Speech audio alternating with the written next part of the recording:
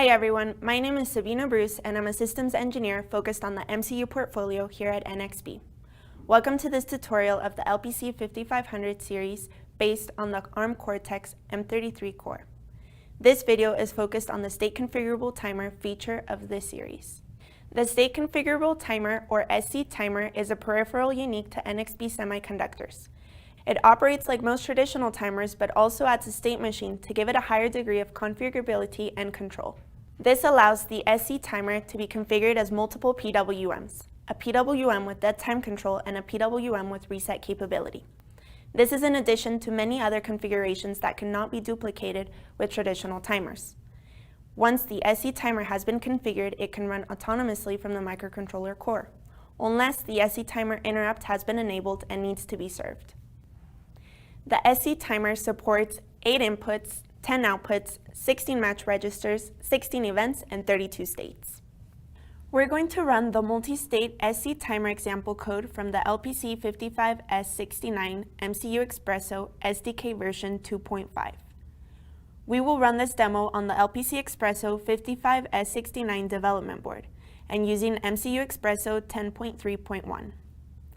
We have already downloaded and installed the LPC55S69 SDK from the MCU Espresso webpage.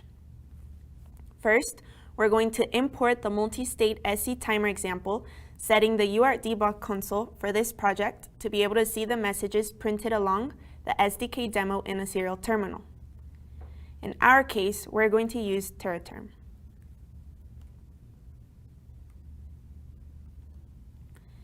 This example works with state machines. In the state 0, the example configures a PWM at 24 kHz with a 10% duty cycle and outputs the signal to a pin. In state 1, a PWM is generated at 24 kHz with 50% duty cycle and routes the signal to another output pin. An event is created to look for a rising edge at switch 1, which enables or disables the state 1. Now we need to build the project, then we click the debug icon to flash our evaluation board.